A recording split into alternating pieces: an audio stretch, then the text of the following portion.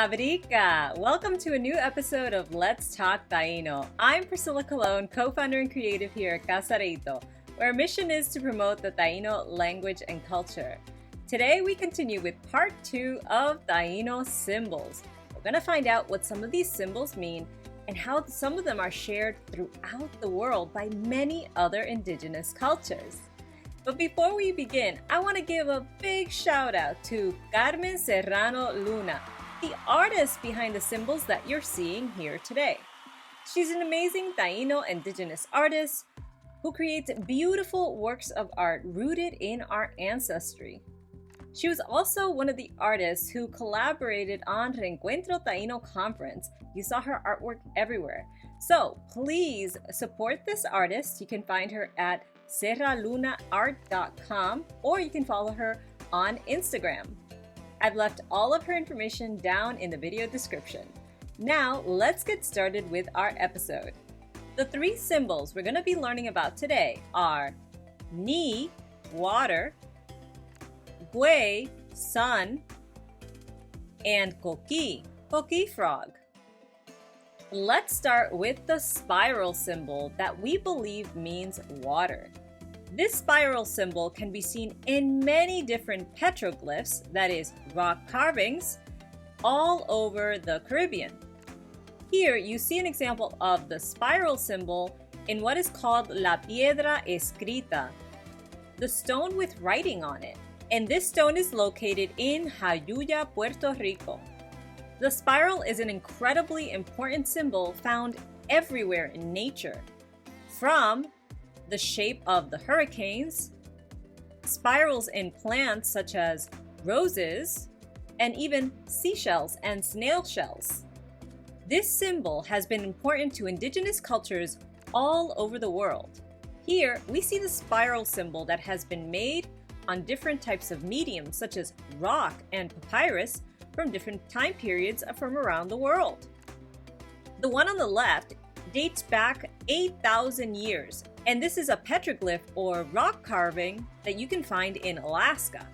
The one in the middle actually comes from Newgrange, Ireland, and it dates back 5,000 years. You'll see that it's actually 3 spiral symbols intertwined. And the one on the right dates back to about 3,500 years. It was found in a Greek palace, and this is a painting on papyrus. But that spiral symbol is also important for Taíno indigenous spirituality. It is found in many different rock carvings all over the islands of the Caribbean. On the screen, you see other examples of this symbol on different types of petroglyphs, and these are images taken by a photographer, Héctor Méndez Caratini. I'll leave you the link to the book of his photographs online right below. Now in Taíno, we call this symbol ni, water, because we think it represents cosmic water, that is, the connection with the divine or enlightenment. Just like the ripples in a pond, it is a symbol of eternity or unendingness, and it is a way of viewing the cycle of life and death. Our ancestors believed that life was like a spiral, a cycle of unendingness, where there was a time of life and a time of death, and that cycle repeated over and over again. Now let's look at the next symbol, that is sun, güey. And here you see the sun of Jayuya. This is where the symbol comes from. This specific symbol of güey or sun was found in what is called the indigenous mural of Samas in Jayuya, Puerto Rico. It is considered the most complete mural with many different petroglyphs all over. This sun doesn't appear anywhere else in Puerto Rico. On the screen, you can see the sun symbol right next to Ricardo Alegría, who's one of the most famous archaeologists in Boriquén, Puerto Rico. Now, one important thing to note is that this symbol was named by the Centro Cultural Jayuyano, that is the Jayuyan Cultural Center. They decided that it was the sun because it looked like that to them. However, some people doubt that this actually symbolized the sun. Some people believe that it could be a turtle or maybe even a flower. So, does it look like a flower, a sun, or a turtle to you? I don't know, but nowadays we call it the Taíno sun or Güey Taíno. Now let's look at our last symbol, the coqui. We've talked about this one before. The coqui, or frog-like figures, can be found in many petroglyphs and even amulets, such as the beautiful jade amulets that you see on the right hand of your screen. The coqui symbolizes fresh water and fertility, and it is associated with the webbed feet of Atabey. It's believed that the coqui mating call announces the rainy season, which is the time for planting. Our ancestors kept track of the seasons because that is what allowed them to keep a calendar of what needed to be done. For example, planting in the springtime, harvesting after the planting season, hurricane season, and so much more. We also see the importance of frogs in general based on the origin stories that some of the Spanish chroniclers collected. Let's take a look at one of those chronicles today. This quote comes from Ramon Pané in his account of the antiquities of the Indians. Later, when the hunger began bothering them, they say that they cried and called for their mothers, who had left, crying like this and asking for the breast, saying Toa, Toa, as someone who asks for something with great desire, and very slowly they were transformed into small, frog-like animals that are called Tona, for the breast they requested. So this is a quote from a much larger story of a time in which all of the women left their babies behind and all the babies started crying because they wanted mother's milk.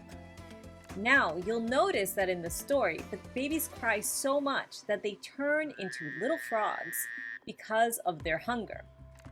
Now, this is connected to the seasons. Why? Because there's a very similar story from some of our siblings in South America. In this story, children are crying so badly from hunger, but they don't turn into frogs. They slowly ascend to the sky and they become the Pleiades. The Pleiades are a star cluster, a noticeable pattern in the springtime in the northern hemisphere, and they signal the start of the year and the rainy season. So these two symbols, frogs and the Pleiades, just signal when it's time to either plant or harvest your food. This shows how ingenious our ancestors were to create these stories to remind them of when the calendar cycle was starting or ending. Now, let's take a look at what that story said. Toa. That's the word that the babies were crying when they were crying for mother's milk. I noticed something interesting. That word, Toa, appears in many different toponyms or place names in the Caribbean. For example, Otoao, which is now called Utuado, Puerto Rico. Toa Alta, Puerto Rico. Toa Baja, Puerto Rico. And also there is a Toa River in Puerto Rico and Cuba. We also learned that Toabon means large river in Taíno. So, doesn't that show you something? The babies were crying Toa for mother's milk. We see a lot of place names that have the word Toa in them. And if you think about it, what would be Mother Earth's milk? The rivers. That's why you see the word Toa in so many place names or even the word for river. Wasn't that cool? We learned more about the Taíno symbols that we see every day. We saw them on petroglyphs, on amulets, and so many other places. We even saw some of these symbols in other parts of the world. That shows us how we're connected to so many other people. Now, while we were going through those symbols, we also learned new Taíno words. So let's take a look at those one more time. Ni, water. Güey, sun. Coqui, coqui frog. Toa, breast, mother or related to mother's milk. Tona, frog-like animal, frog or toad. Thank you as always for joining me on this journey to reconnect with our culture and learn our Taíno language. I promise that as I learn, I'm going to be sharing everything with you. And I know that together we can bring back Taíno. Don't forget to join us on Facebook, Instagram, and Twitter to continue the conversation. We also launched casareito.com, so visit that website to see all of the amazing resources we have to offer. We're adding more things for the kiddos pretty soon.